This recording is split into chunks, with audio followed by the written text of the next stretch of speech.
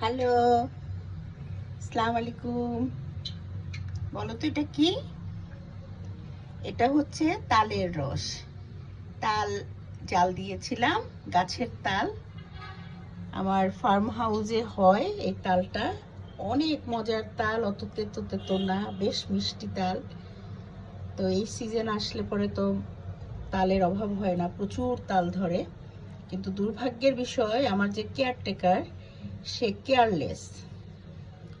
তালগুলো ধাপুস ধুপুস পড়ে, ওগুলো যে সংরক্ষণ করবে ওটাও করে না, বিক্রিও করে না। আমি যখন যাই তখন একটু হাউমাউ করে নিয়ে আসি।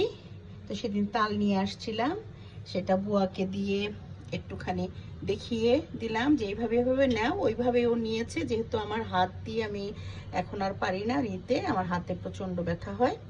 তো ওকে দিয়ে হাতটা ভালো করে ধুয়ে টুয়ে সুন্দর করে তারপরে এটা নিয়েছি। তারপর জাল দিয়েছি, দিয়ে আমার মেয়ে খুব পছন্দ করে তালের পিঠা, কারণ ওর দাদু এই সিজন আসলে সব সময় তালের পিঠা বানিয়ে ওকে খাওয়াতো। তো দাদু তো নাই এখন, মার কাছে যত আবদার।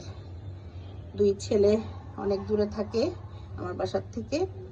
ওরা এরকম করে তালের পিঠা খাবো, তালের পিঠা খাবো এরকম বলে না, কিন্তু ওরাও দিলে পরে পছন্দ করে খায়। ওরা তো গিয়ে গিয়ে নিয়ে আসতে পারে। শহরের পোলাপান তো এরা এগুলো অতটা বোঝে না। তো আমি শহরের, কিন্তু আমার যেহেতু অনেকটা কাল আমার দেশের বাড়ির সাথে সখ্যতা, শ্বশুর বাড়ির সাথে সখ্যতা, আমি রেগুলার ওখানে যেতাম, থাকতাম, শাশুড়ির সাথে বসে বসে পিঠা বানাতাম। তো একটু তো বলে না, আমতলায় আম গাছ, জামতলায় জাম, ওটা হয়ে গেছি। আজকে মনে হলো যে একটু তালের পিঠা বানাই। বাবুল সাহেব খুব পছন্দ করে, ওদের জন্যই করা মেনলি।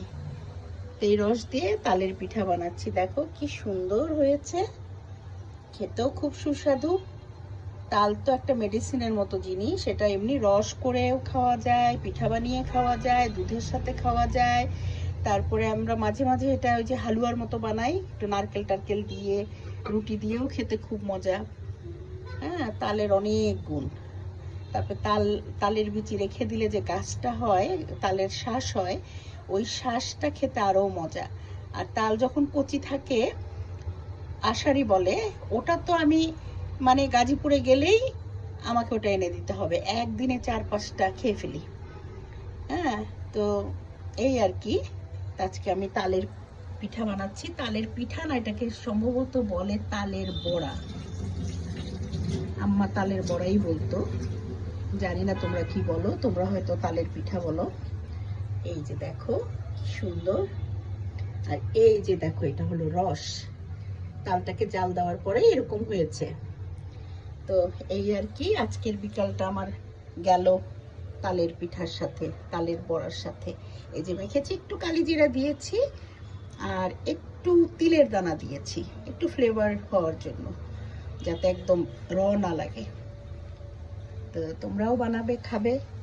কোনো কাজই দুরূহ না, মজা করে করলে সব কাজ মজার। মজা মজা করে করবা, খাবা, বানাবা, সবাইকে খাওয়াবা, দেখবা দিনটা এত ভালো যাবে। কাজের মধ্যে থাকলে দিন ভালো যায়, মন ভালো যায়, অনেক দুশ্চিন্তা কেটে যায়। হ্যাঁ, তারপরে পেটের তো একটা চর্চা হয়, ভালো চর্চা হয়।